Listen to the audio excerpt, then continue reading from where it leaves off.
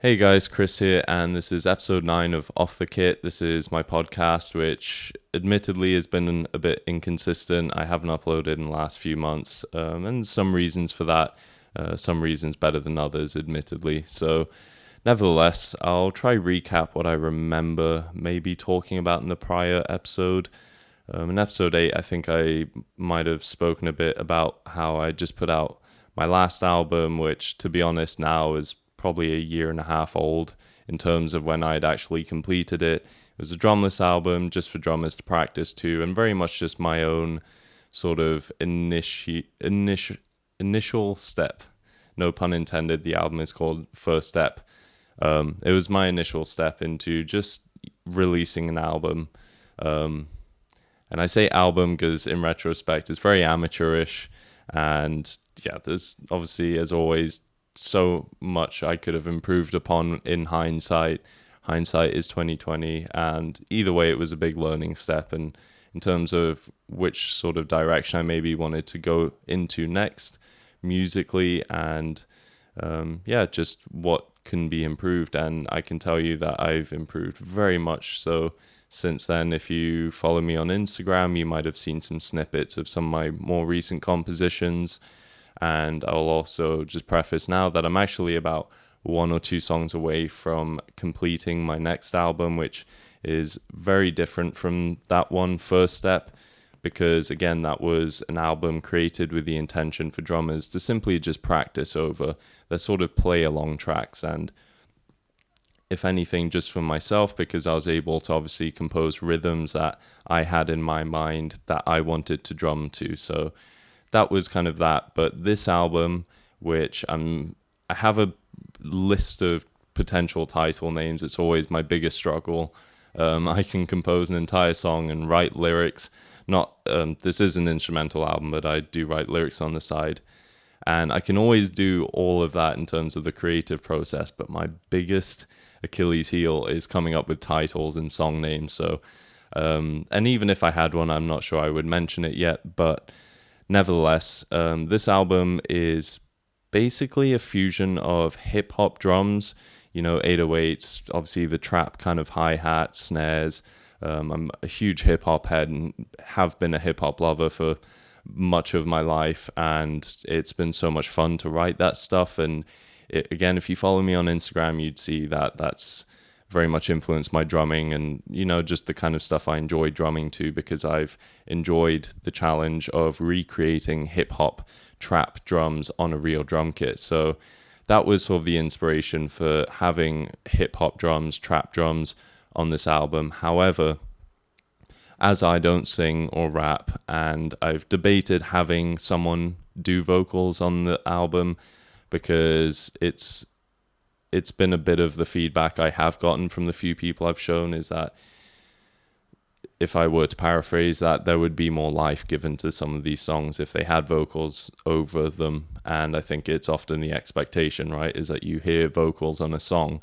Not to say that instrumental music doesn't exist, but it can be harder to get away with in terms of it still being as immersive and as catchy as songs that have lyrics. So that's been a really fun challenge, and the reason I haven't decided to go along with having a vocalist, at least in my mind, has been that I've just wanted full creative control, and that I'm not composing this album with the intention of, trying to be on Spotify playlists and hit the charts, and, it's nothing like that interests me. It's simply, as always, for me, just personal expression, just myself and where I'm at musically, and the emotions, everything that, music tends to represent, right? So it's like hip hop mixed with a very much atmospheric ambient vibe to it. And I know that's a bit vague, but essentially I didn't want the songs to just be beats because they have trap drums over them. I've wanted to make them as immersive as possible, and much of the album is actually inspired by a dream in particular that I had, which I won't unfortunately tell the whole story of, but the vibe was very much this quite eerie, dark, atmospheric beach setting, just a massive stranded sort of beach, ocean vibe. Just the dream that I had, that was what I really took away from it, was just this feeling, that the atmosphere of the place itself. And that's just something I felt inspired to recreate in this album. And I think it went very hand in hand with, firstly, that I tend to enjoy and write a lot of more somber and melancholic music. I don't know why, but it's not necessarily sad sounding or sad music, but again, melancholy and somber vibes is just what I find I really gravitate towards. And I think I've so far done a really good job at conveying that in some of the songs. Some of them are a bit eerier than others. I have ones that are a bit more upbeat. At the moment, I'm at about 6 or 7, I'm trying to remember, confirmed songs. So I would like to have 7 to 8 songs for the album, ideally. So it's not too short, but also not too long. And the other thing is, because I'm already kind of itching to start the next album, which I want to incorporate real drums with. So I'm really excited to do that, and that's going to be a whole process in of itself in terms of the difference in approach to writing. I'm not entirely sure yet. I think it'll be similar in that I will have trap drums and 808s and stuff, because I love that, but I want to incorporate or layer my own drumming on top of it. So that's going to be a really fun challenge and project for myself after this one. But for now, I'm focusing on this album. And yeah, I'm trying to think if there's anything else to really say about it. I may or may not include a little snippet of 1 or 2 of the songs on this podcast episode. I'll see. So if that pops up at some point,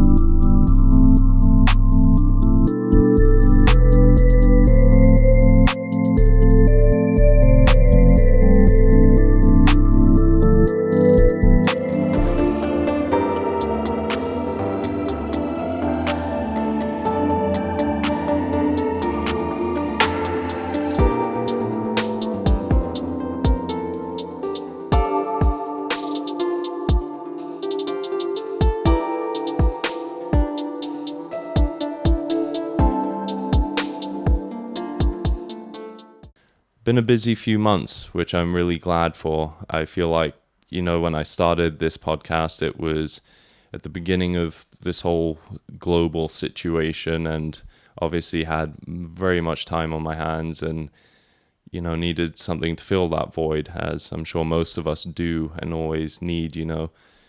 It's something I think so many of us naively always crave, right? It's just downtime, free time, lack of responsibility. But then as soon as you're given that,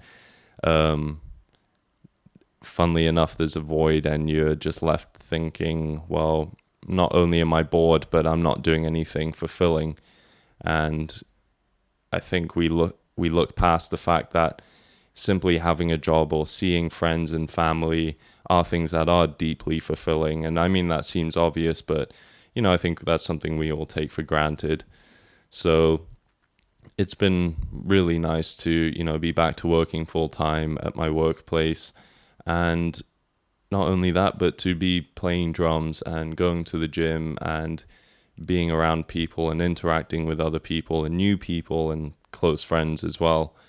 Although admittedly, that's been a hard balance for me. And also I find I try not to get too caught up in socializing, as weird as that sounds. I mean, I'm firstly more of an introvert, so I have less of a threshold for it than maybe some others. But I think also as soon as things did start to open up, it was easy to get a bit too lost in like, okay, well, keep going out, take advantage. And I think it was understandable, just because we're like, well, is this going to last? Are we going to be put into another lockdown? Who knows? So yeah, my point being that I've just been really busy, which is nice, doing things like a job that I enjoy and being around people and going to the gym. And actually, not only that, but just about 3 or 4 months ago, I began to learn coding. And actually, this would be something well worth getting into, I think, this episode. In my previous episode, I think I spoke about essentially doubting my dream that I've had for probably over 10 years. I've played drums for about 13 years, but for about 10 years out of that, I had always just seen myself as becoming a full-time touring session musician, a full-time drummer. There was no ifs, ands, or buts, or really any serious reconsiderations. That was just what I always felt that I was meant to do, and arguably still so.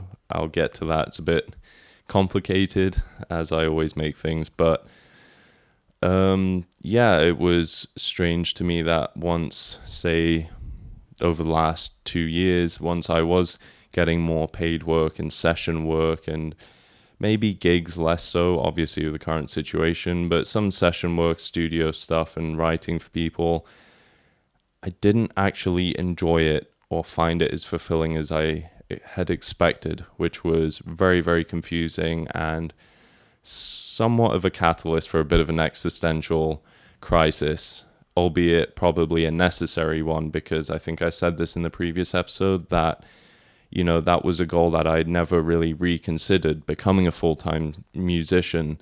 And I think potentially that could have been an outdated goal. I hadn't reconsidered things like, well, how much money could I potentially even really make? How much work is going to have to go into it? I mean, I consider myself a hard worker, and I understand and knew that there was so much work involved in trying to become a full-time musician. Not that there's one cookie cutter way to do it, but regardless, like any endeavor really, but especially with how difficult it is to monetize creativity and art, you really, really have to stand out and really, really be consistent. And I think, with my socials and uploading almost daily and being a bit more consistent with even my podcast and songs. But after a certain point I just hit burnout, and then wondered if it was really worth it, especially after I was starting to get paid and then not enjoying it. And I think one of my main conclusions was essentially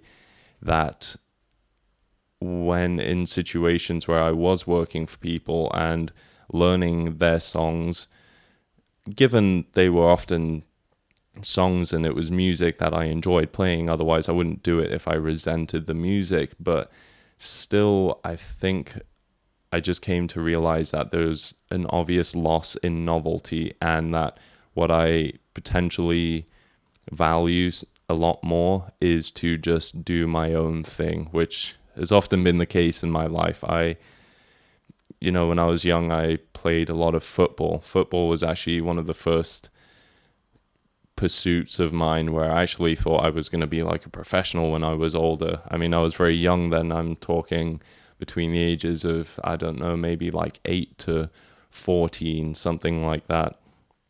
I was very serious about it. But even towards the later years in that, I would always just be doing kick-ups on my own, and I enjoyed that much more than necessarily the group element and the competition. I'm an extremely competitive person, but always against myself, and I've just always been like that.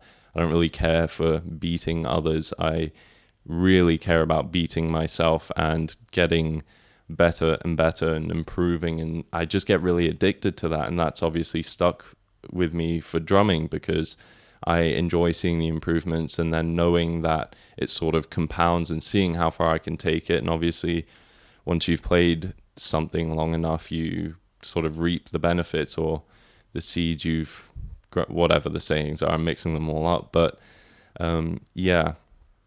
so that was a long ramble. I've lost my train of thought, but I hadn't really reconsidered that goal, and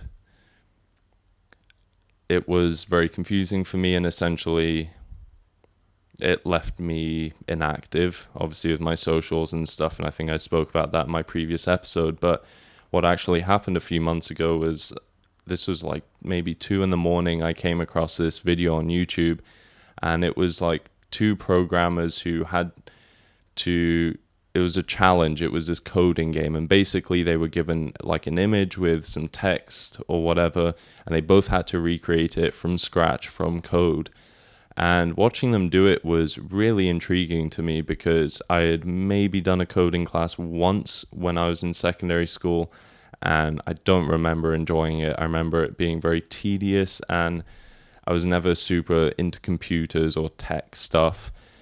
However, watching this video just made me realize, firstly, how creative it was, seeing two professionals create or recreate this image, but from scratch and in their own way, in their own unique style, which I really appreciated, because, again, I've always liked learning and doing things in my own way, not just to stand out, but I just, as most of us, we tend to have a preference for the way we do things, little systems, even like cleaning the house. You might have a system for doing that. You might start with the sinks first, or the bathroom, and you get my point. So firstly, I just thought it was quite creative and individualistic.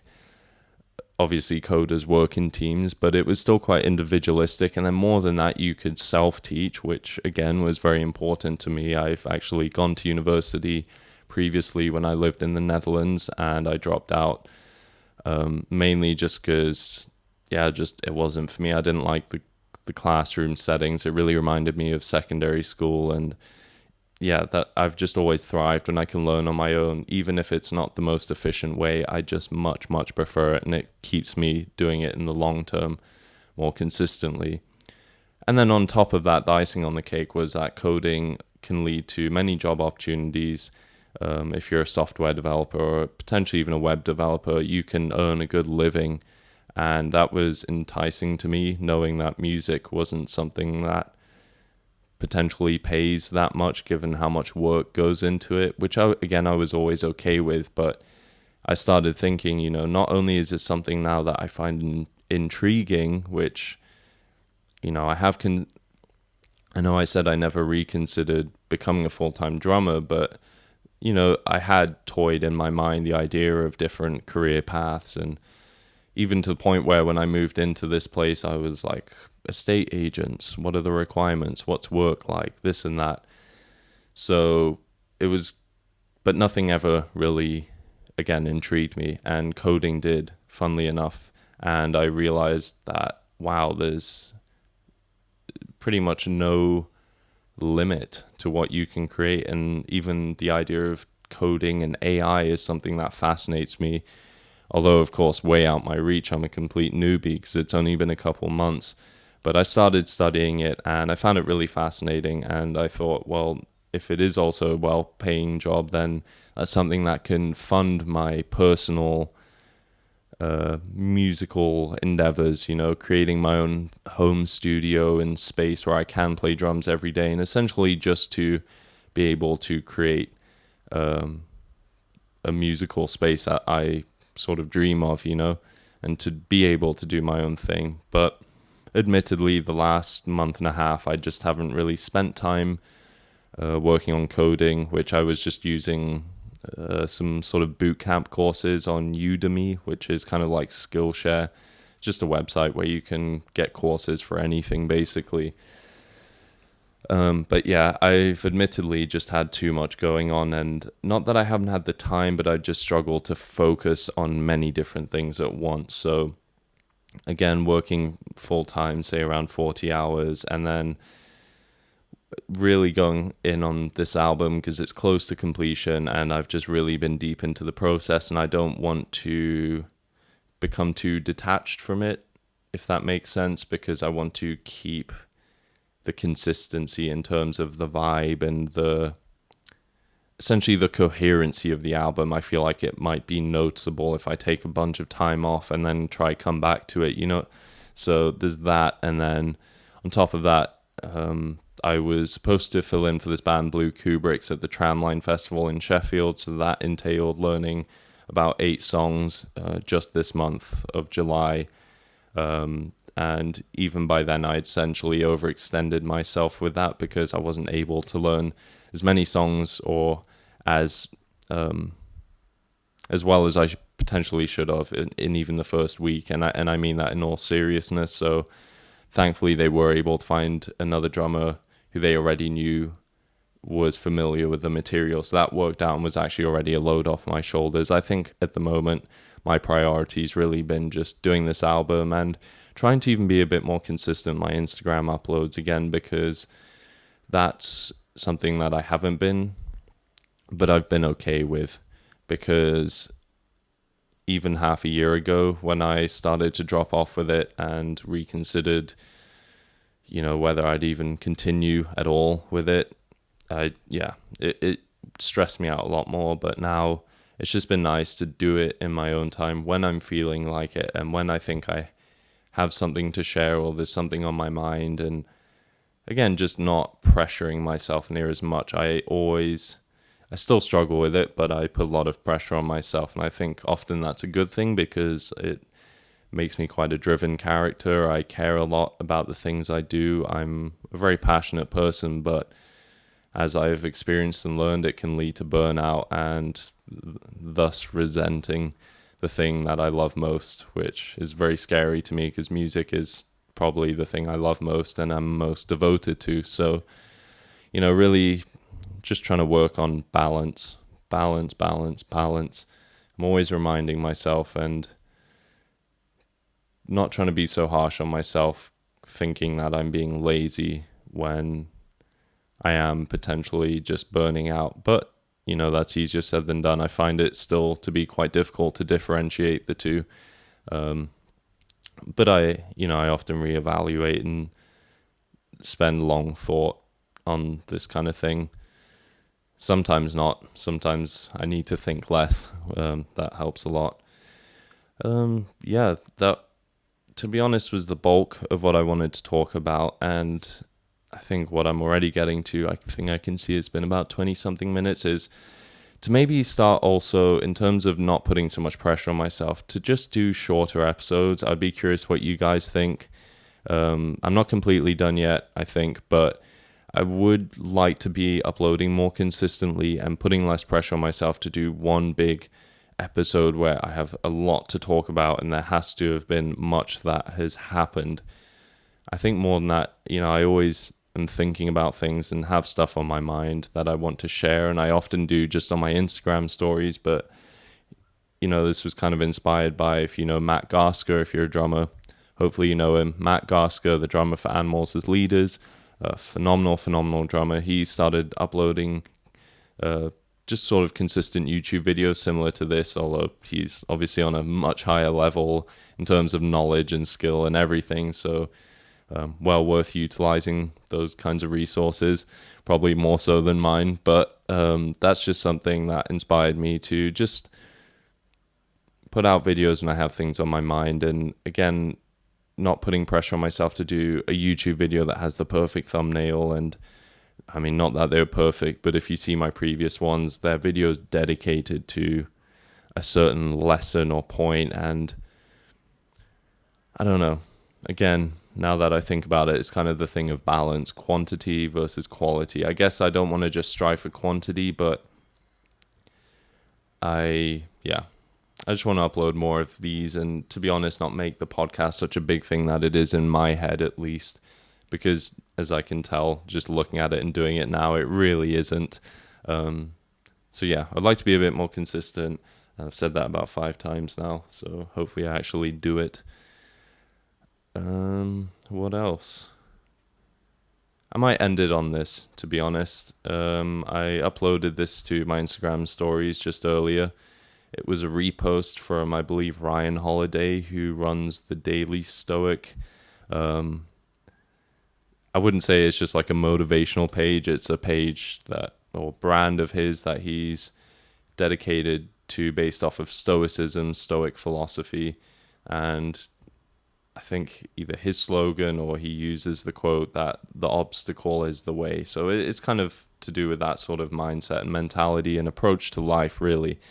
But he had just posted a short snippet of an interview where he was saying I never scroll on social media and leave feeling better, essentially that. And I've genuinely found myself saying that quite a few times in conversations when it comes to social media.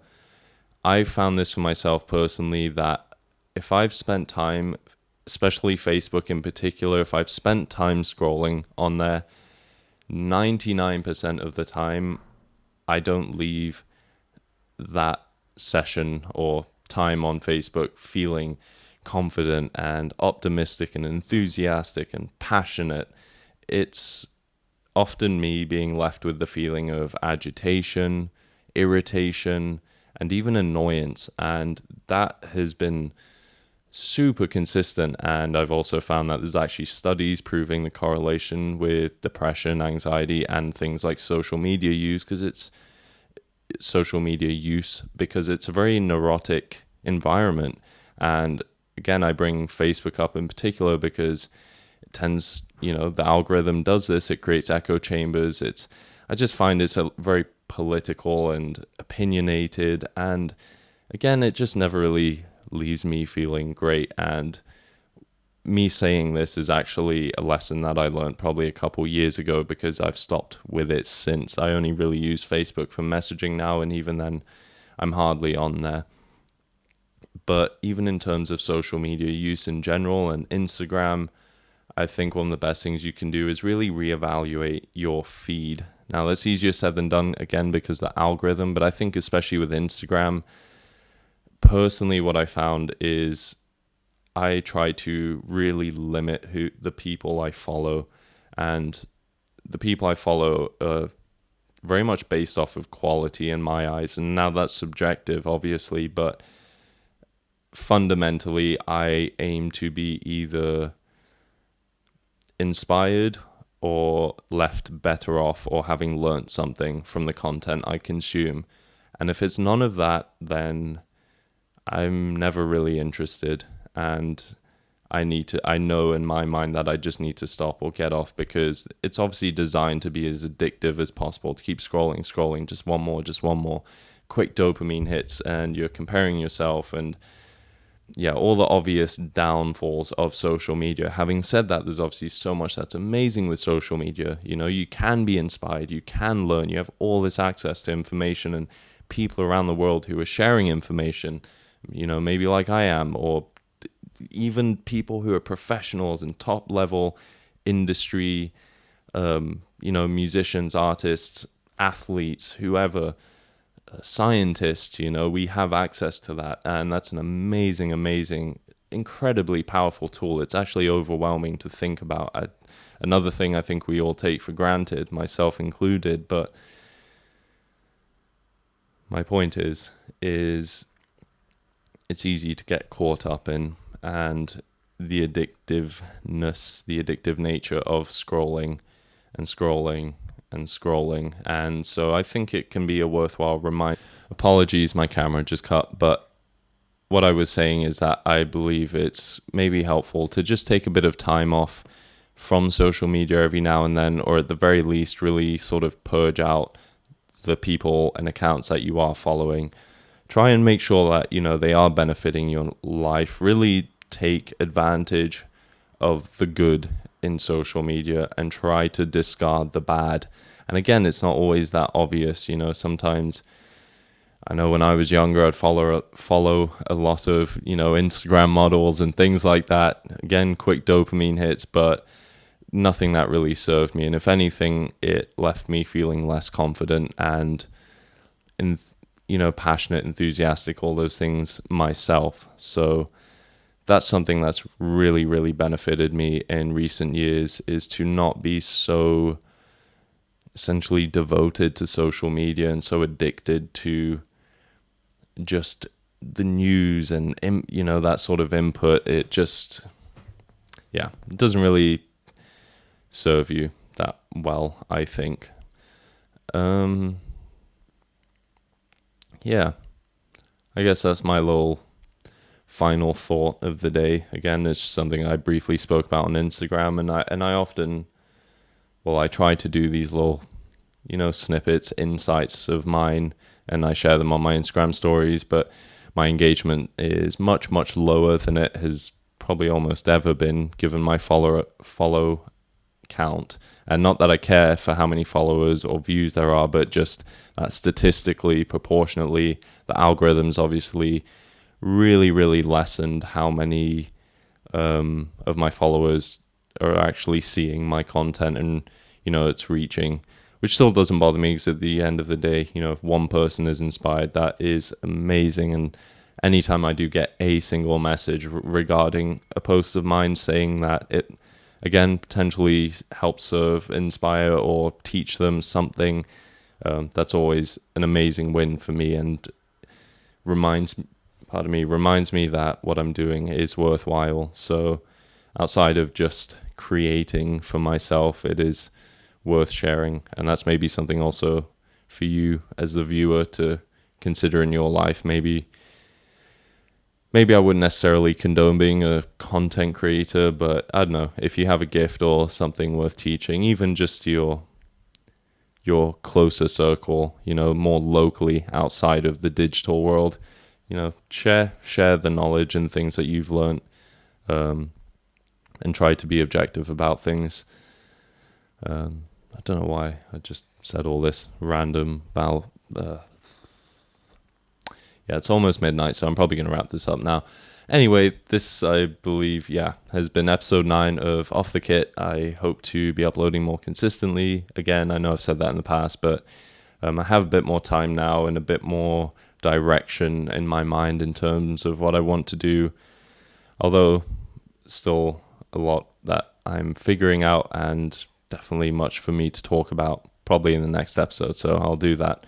But if you've watched this far or listened this far, I really appreciate that. It really does mean a lot, and I think it's really cool that things that I think about and thoughts that I share might resonate with other people. It always helps me feel like I found my people, or, that, I don't know, just it's cool to have that connection. And also, again, that's one of the cool benefits of social media and platforms, is doing stuff like this and speaking with you guys and creating those sort of connections and relationships. But anyway, so yeah, I just want to thank you if you've listened this far, and hopefully I'll see you in the next one. I keep looking around because I'm trying to think if there's anything else in my mind that I'm forgetting. There always is. Feel free to search my content, my YouTube channel, Chris Jenkins Drums, so Instagram, chrisjenkins_drums, and that is all. Okay, I'll see you in the next one. Thanks, guys.